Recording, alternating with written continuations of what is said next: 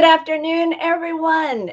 Welcome to Star Wars Headlines here at laughingplace.com. I'm Rebekah Mosley, the co-founder here at Laughing Place, and with me is our editorial content director. I'm going to figure that out one of these days. I mix the words up every single time. Mike Celestino. Hey, Mike. How's it Hello.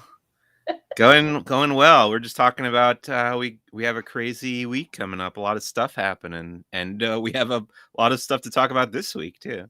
Yeah, we do. As always, we're here live, so I will say hello to everyone who has joined us so far. Video Bird and Mr. Bob Newell. Have I watched? Of course, I watched Silly Symphonies, but this is Star Wars talk, so we're gonna jump right in, and we've got a lot to cover. So we're gonna jump right in and start with the news that there's been a delay in the production schedule over there at Lucasfilm. Yeah, boy, Lucasfilm can't seem to catch a break. It seems like most of the films they have made or tried to make under their new owners over at Disney have run into production issues. Pretty much all of them. I can't think of any that didn't. I guess The Last Jedi actually was the smoothest production that didn't have anything major that I really heard about happening along the way. But all the other ones pretty much have run into something. Either they fired a director or they had to do massive reshoots or whatever. But yeah, now it seems like Patty Jenkins' schedule is too busy to make room for Rogue Squadron coming up this next year, so it's getting delayed. I don't know. They haven't said anything about whether that's going to affect the release date, which I think was scheduled for Christmas 2023. So we don't know if that is going to get shifted, if they're going to move one of the other movies into that slot. Who knows? But I guess we will find out eventually. Yeah, it'll be. I'm interested to see in the upcoming various presentations that are going to be happening, if we'll kind of get any hints as to whether or not that slot will be filled, and what part of the timeline of the Star Wars universe will be featured in that spot if they're able to. So I don't know. I guess we'll have to wait and see, huh, Mike?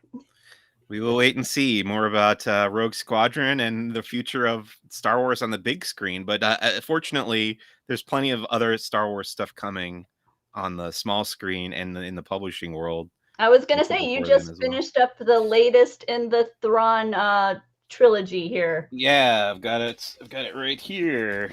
So this book comes out a week from today. It's called Star Wars Thrawn Ascendancy, Lesser Evil. It is the third book in the Thrawn Ascendancy trilogy, which takes place around the same time as the prequel movies, but it's set in a different galaxy, basically, where Thrawn's species, the Chiss, live.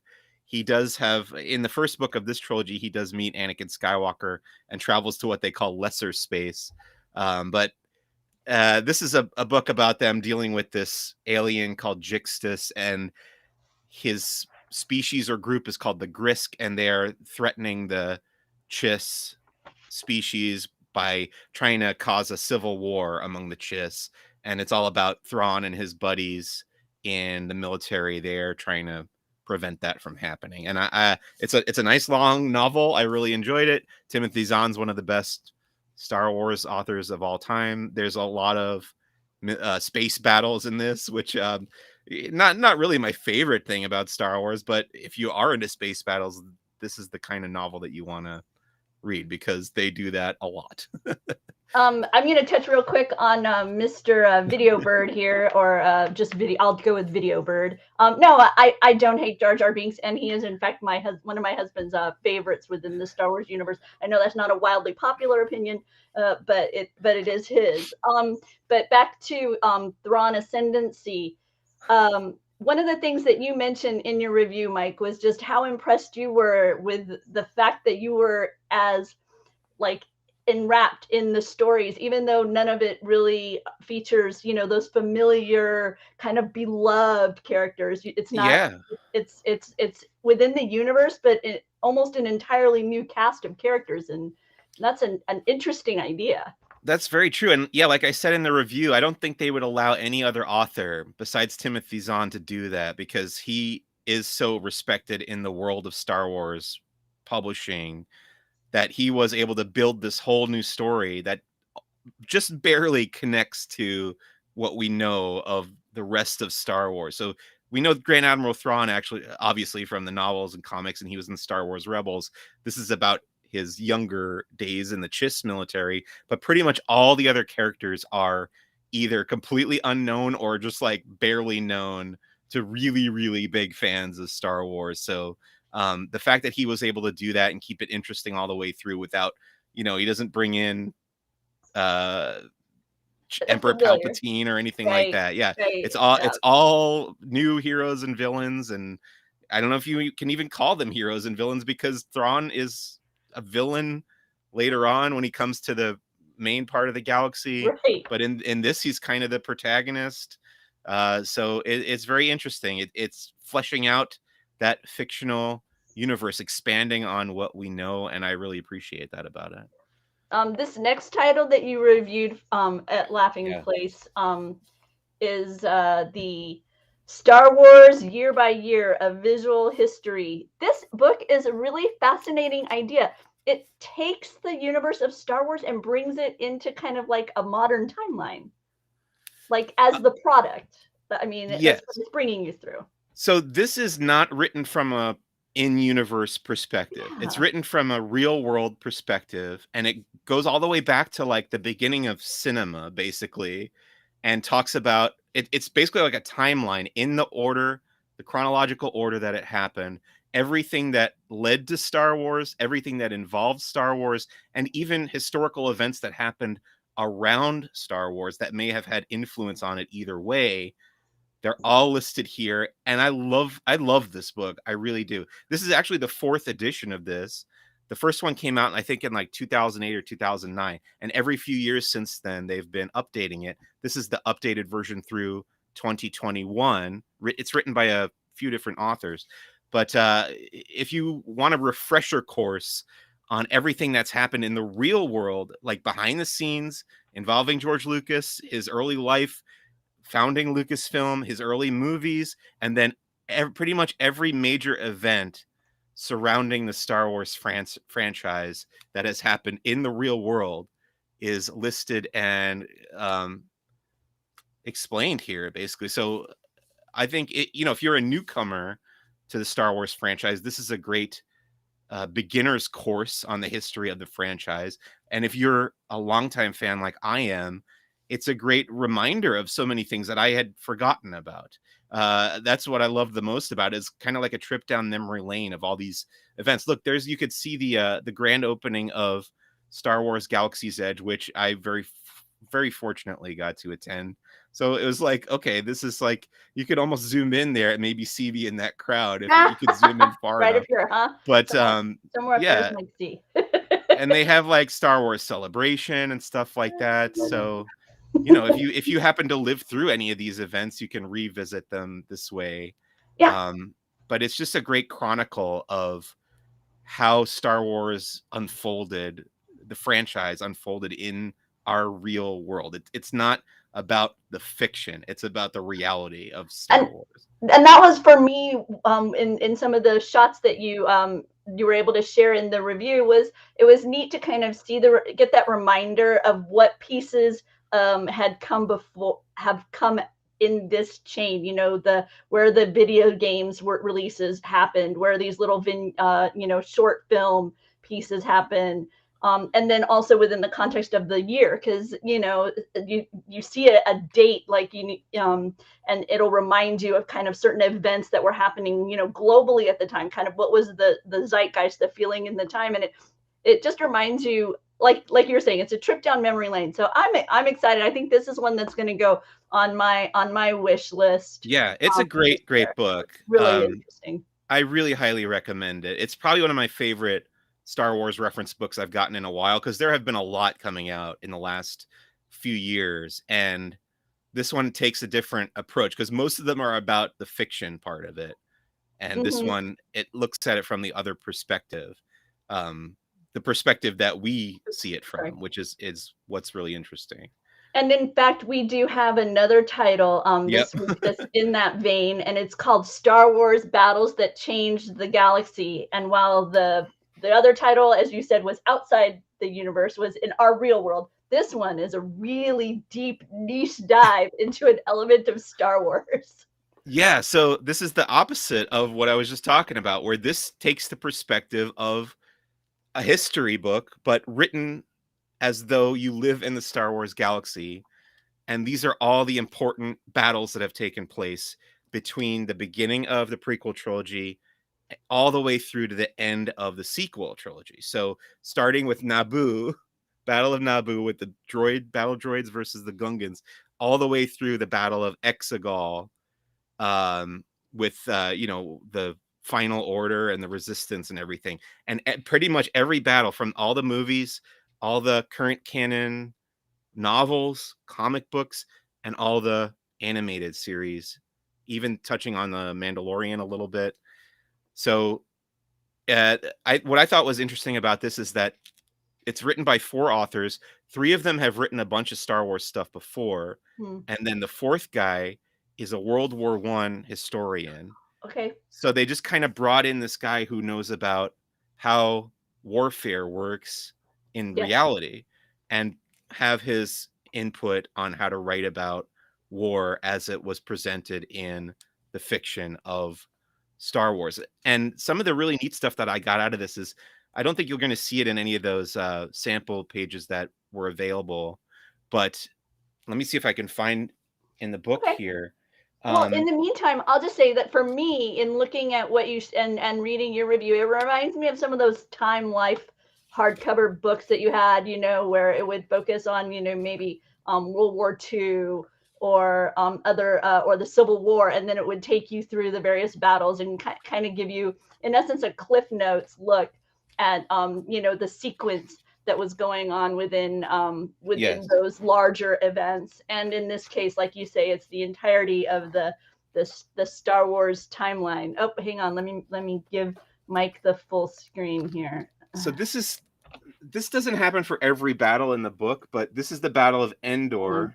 I'll get this right. Oh, nope, I had it right first time. Here we go. Okay. So the Battle of Endor that you see at the end of Return of the Jedi, and they kind of spell out for you panel by panel here how the battle plays out, where all the ships are in relation to each other.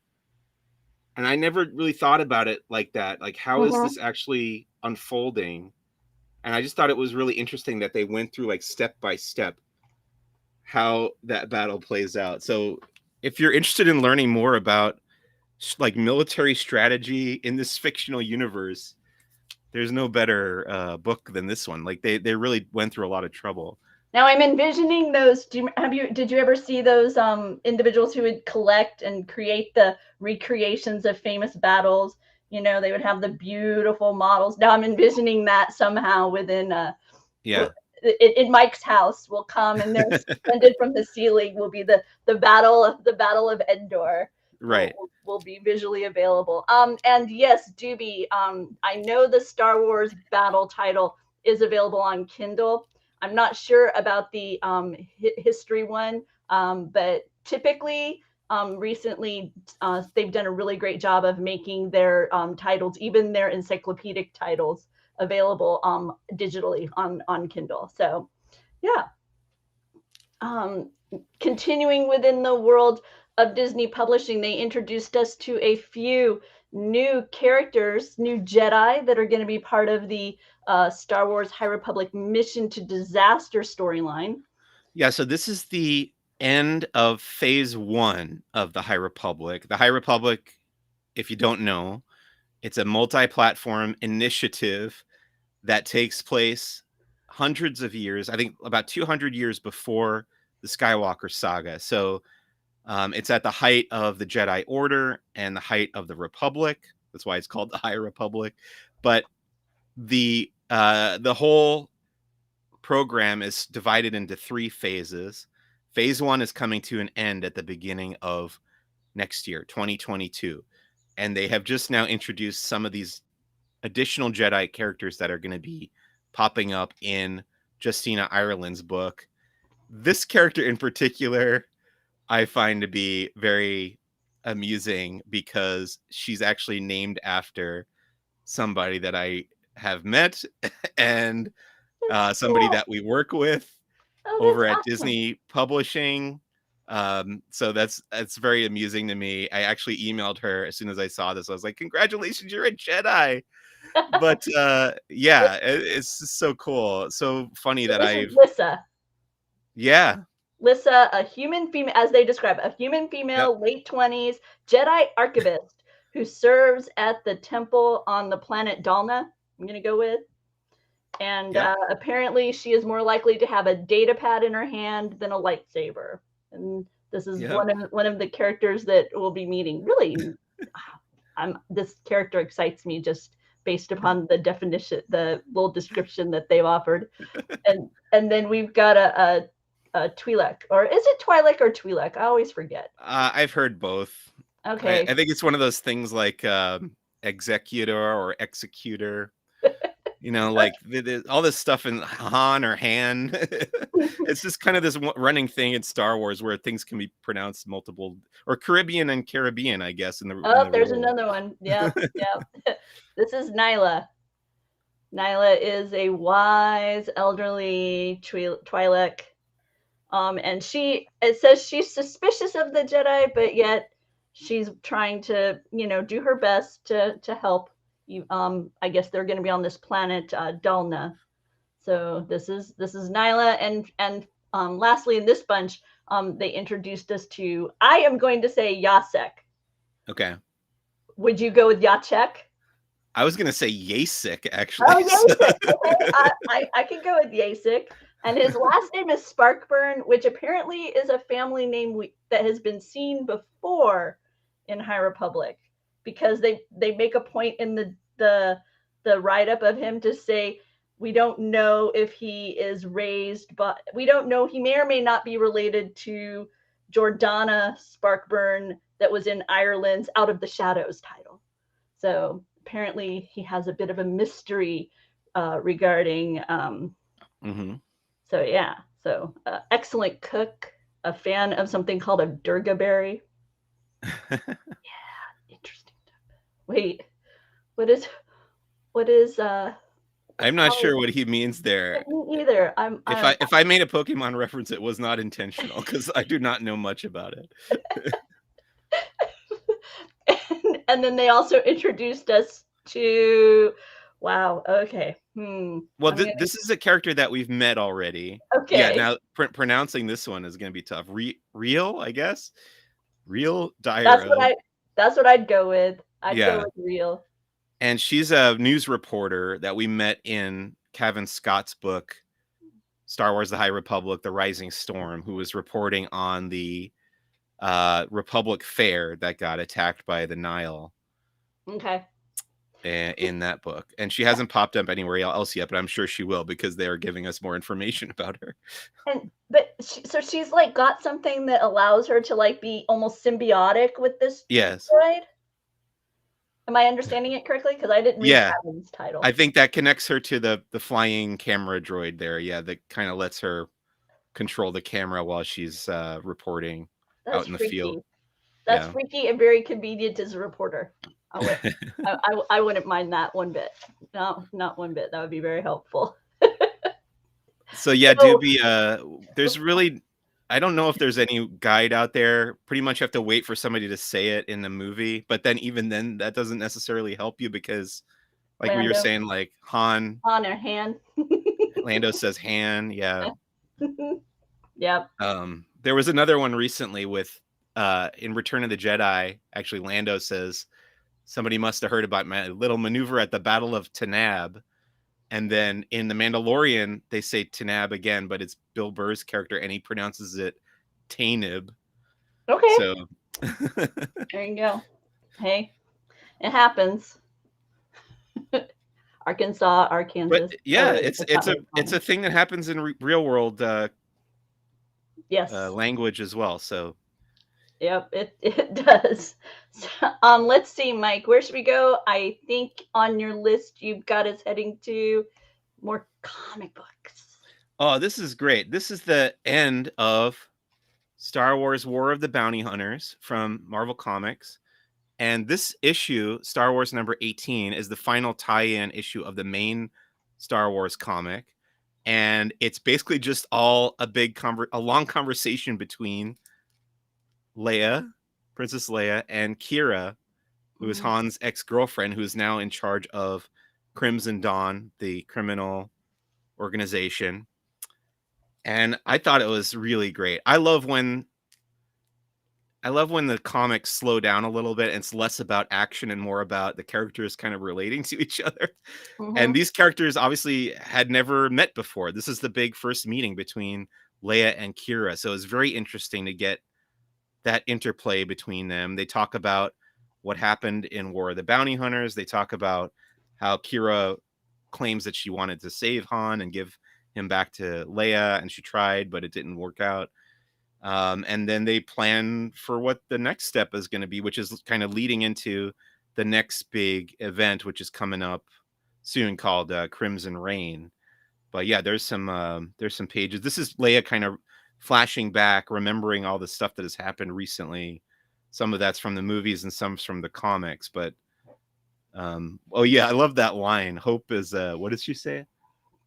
Hope is for suckers. Yeah, so she's kind of losing faith because they almost got Han back and then they just lost him again. And she actually thinks he's dead here, and she finds out at the end of this issue. Actually, Kira tells her that Han is still alive, that Boba Fett recovered him and brought him to Jabba's palace. So that's War of the Bounty Hunters. There's one other issue that came out the same day that ties in, called Bounty Hunters number 17. And this is about Valence, Valence right there, who's another bounty hunter.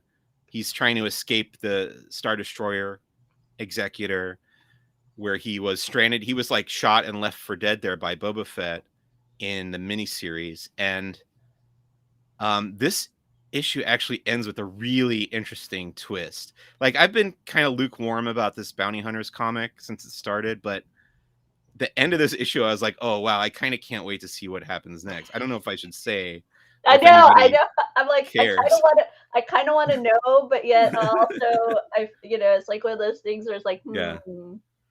So why don't we do this? We'll say definite spoiler alert. If you do not want to be spoiled on the twist at the end of this comic, tune out now. Come back after you've read. Okay, let's go now.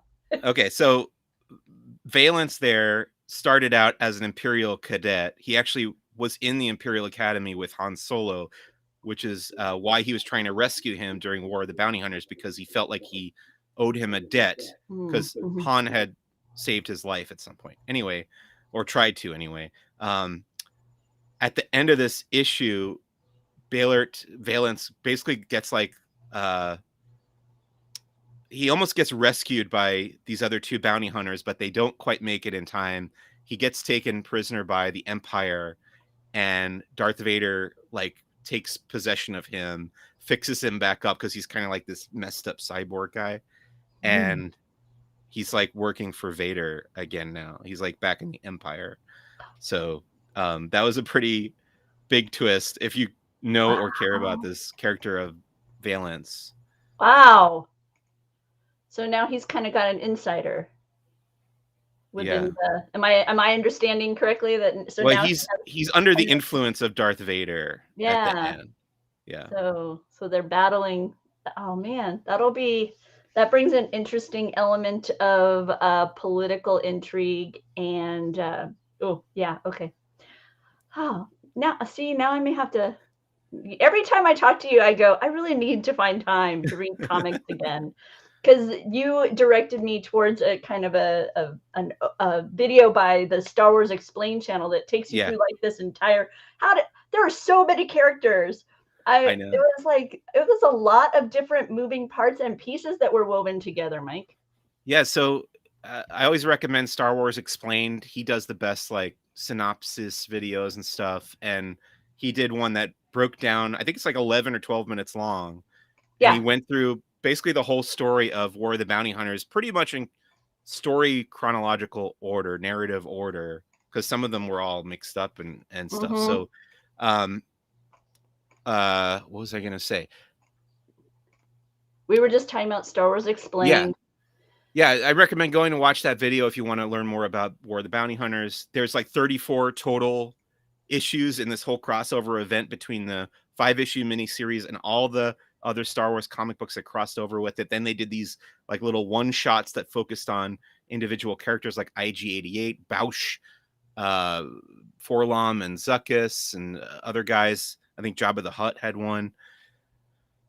I really enjoyed the crossover overall. I think that they overlapped a little bit too much. Like you would read some of the same stuff happening Mm-hmm. in all the different titles.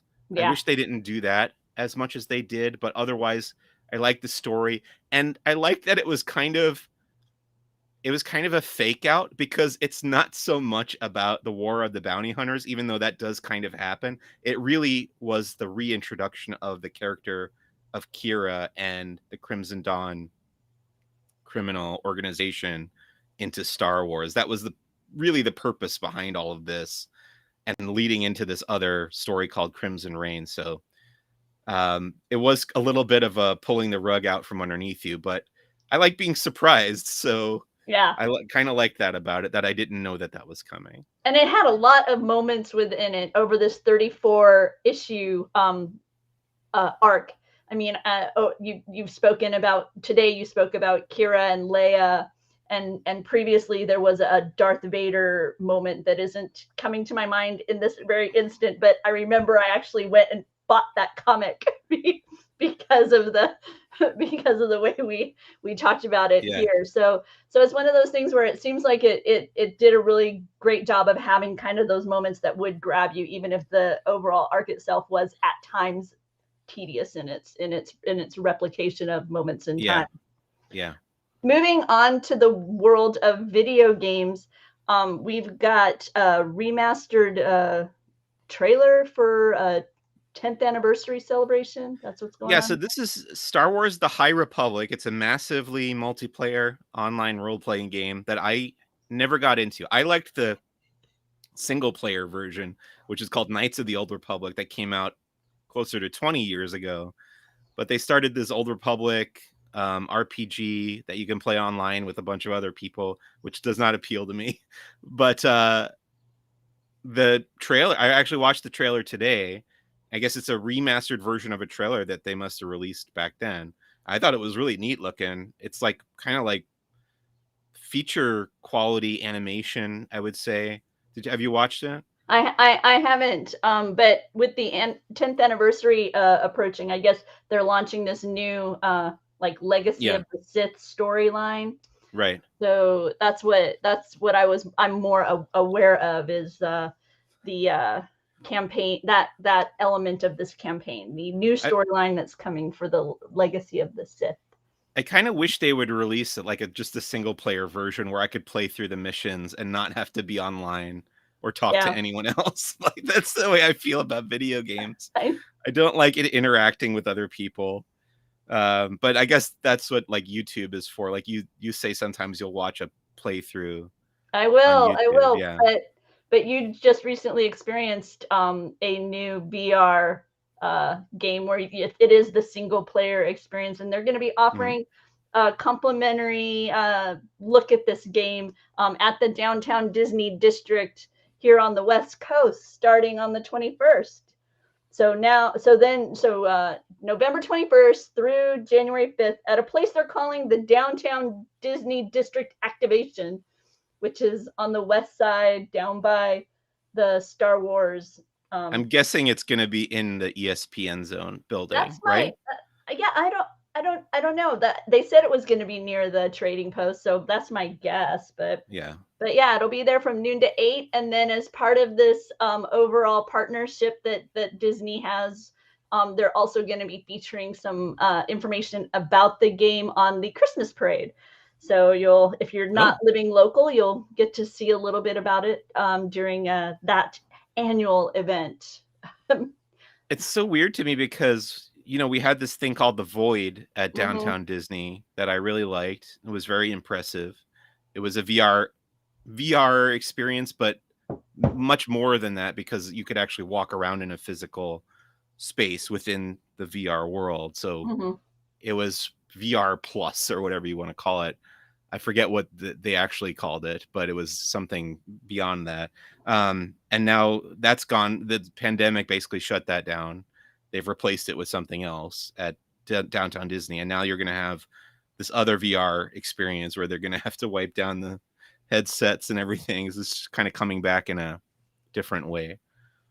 Yeah, but as you say, with the ESPN, if it is the ESPN location, there's so much more. That's such a much larger space. So, moving on with what you can find as far as experiences within the Disney parks. Well, no, not this isn't so much an experience. This is a collectible. There's a Book of Boba Fett pin set that's popped up at Disney Springs. It's a 4-pin. Yeah, so Jeremiah spotted this down at Walt Disney World. Nick Morgan comes in and asks a question that I'll frame differently. Any news on the future project to be directed by someone like perhaps Taika? We know he's working on it. They haven't said whether or not that's going to be moved up to replace the Patty Jenkins one or what's going to happen with that. But I'm looking forward to Taika's movie. So he just has, I feel like every week there's an announcement about Taika Waititi directing something else. So I don't know how that guy has time to do anything. Just cranks them out. So we'll find out. But getting back to the Boba Fett pin set, Mike, have they established any significance to this insignia currently? Yeah. I know from a little bit of reading I did, it did have a significance within the legends, but it doesn't within like canon currently, right?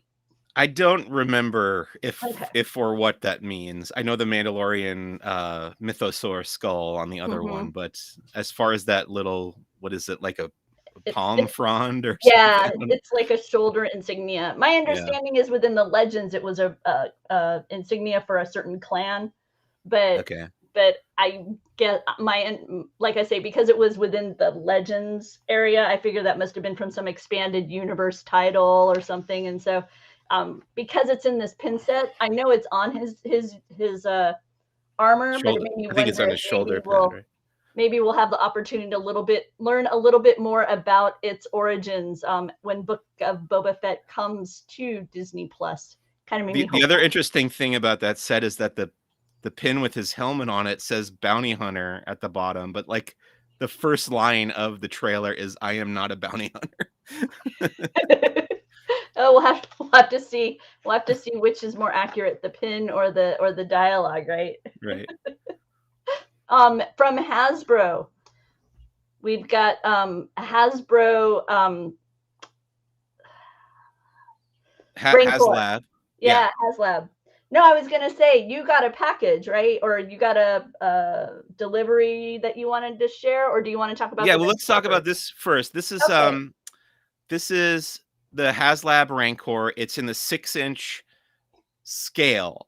It's not 6 inches tall. It is relative to the 6-inch action figures. You know, the humans are 6 inches. The Rancor is way bigger. And they just released more information about it. So the way that they're doing this is kind of like a crowd-funded kind of thing, where if enough people pledge that they're going to pay for this, it's $350. But it doesn't get made unless I think it's like 10,000 people or something have to pledge that they're going to buy it. And then if enough people beyond the 10,000 buy it, I think it's another 1,000 or whatever, it'll also come with that Gamorrean guard on the kind of retro style card back that looks like the old Kenner Star Wars action figures. It comes with the collector coin that's actually like scaled up a little bit for the 6-inch version. So that's cool.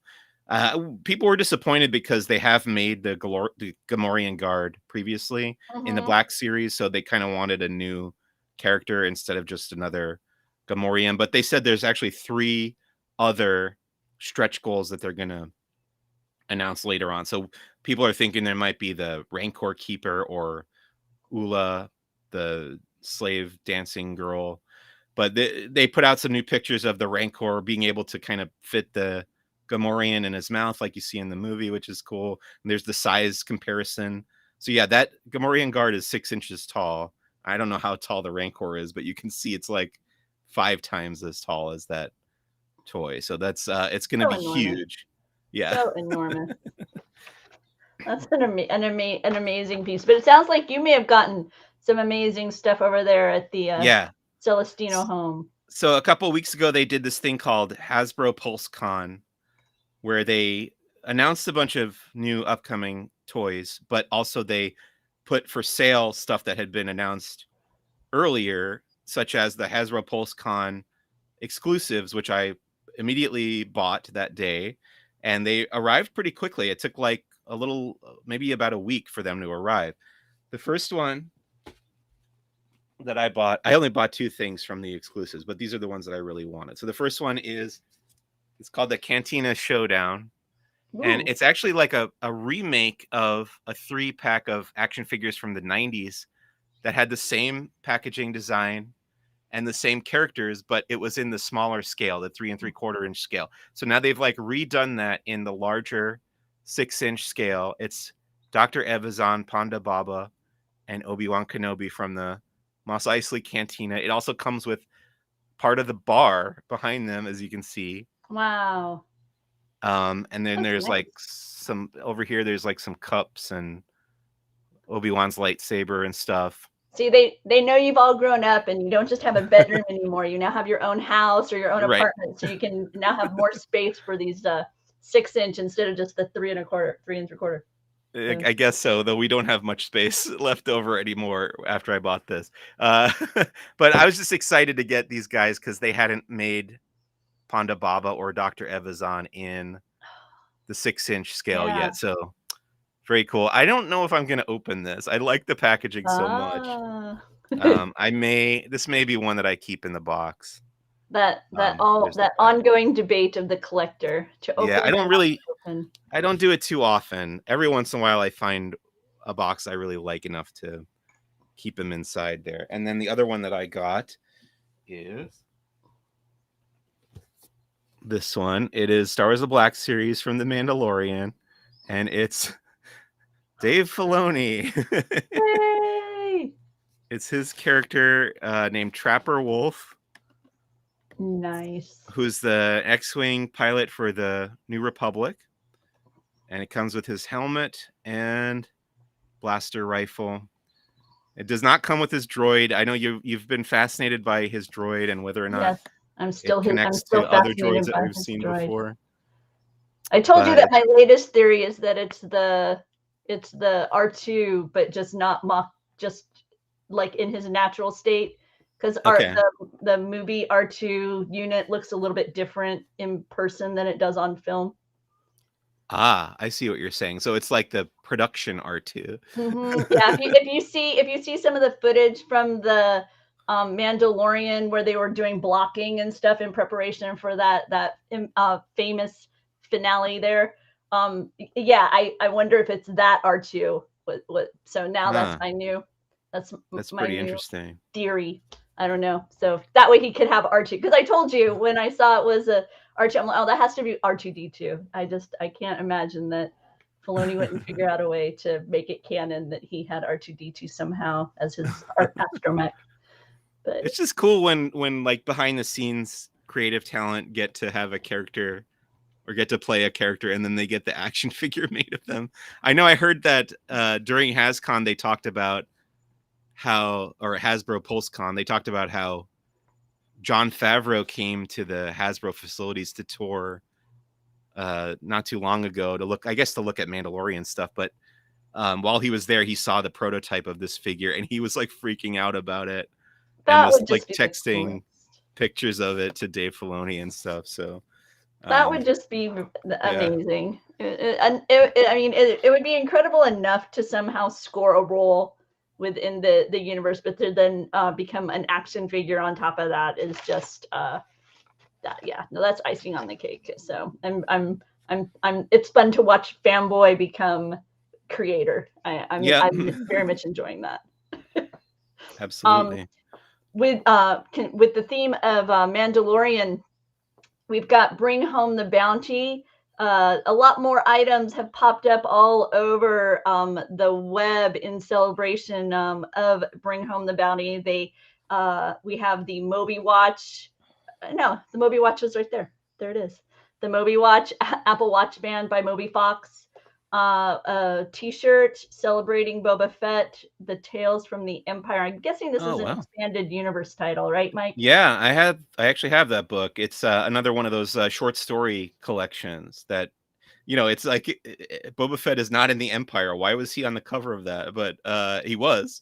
I have it, and it's odd, but because how else would they have got Mike C to pick up that title off the shelf? That's very true. Yeah, exactly. for Boba Fett on the cover.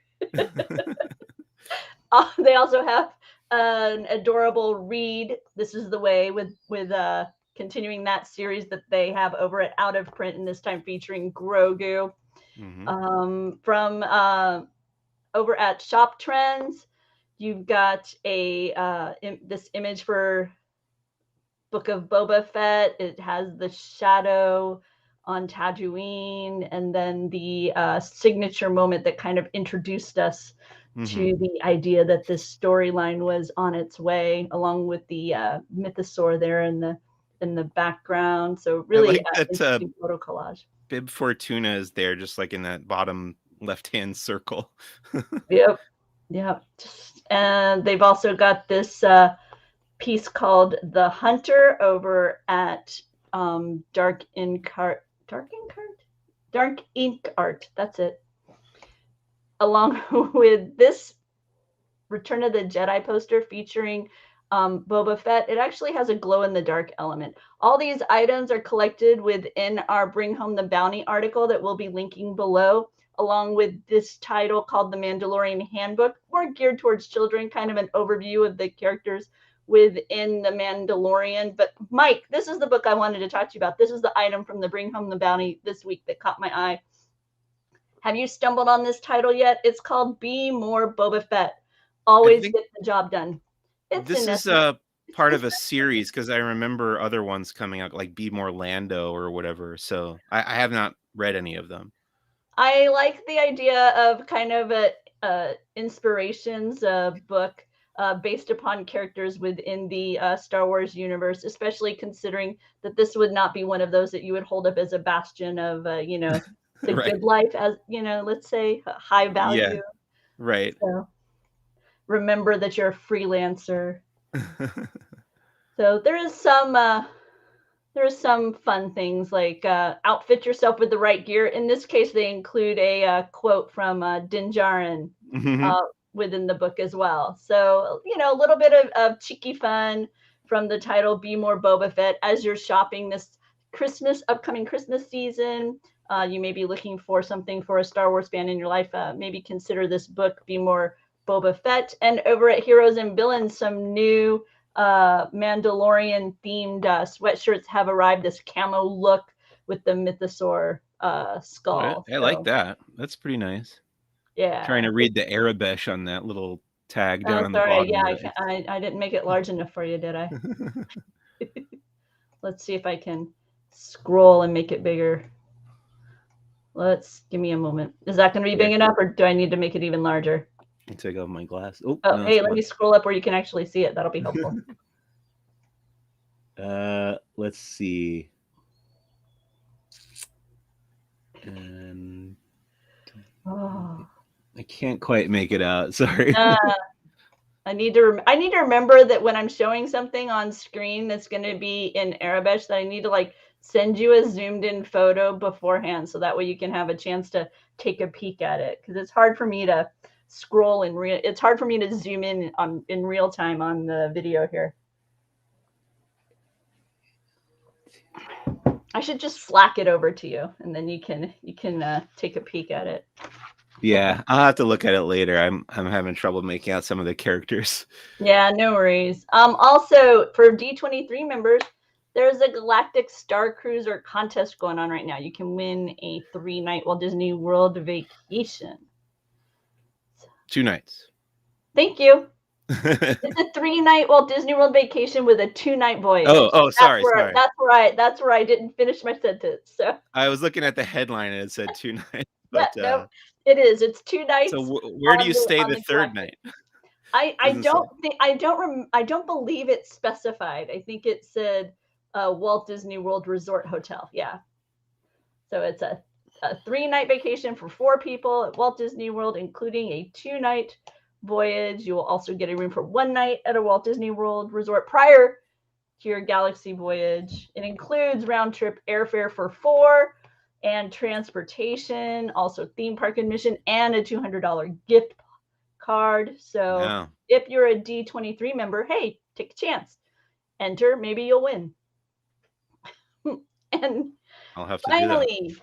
finally, Mike, we've made our way through today's long list of items, and we've got to Who's the Boss, episode 79. Yeah, we got up to Shadows of the Empire in my 50th anniversary Lucasfilm retrospective, and Shadows of the Empire was a multimedia project, not unlike High Republic or War of the Bounty Hunters, but this one came out in the 90s, mid 90s, and it also took place between The Empire Strikes Back and Return of the Jedi. And it was kind of about what happened between those two movies and kind of filling in the gaps there. So I always really enjoyed that. It was fun revisiting it for the podcast.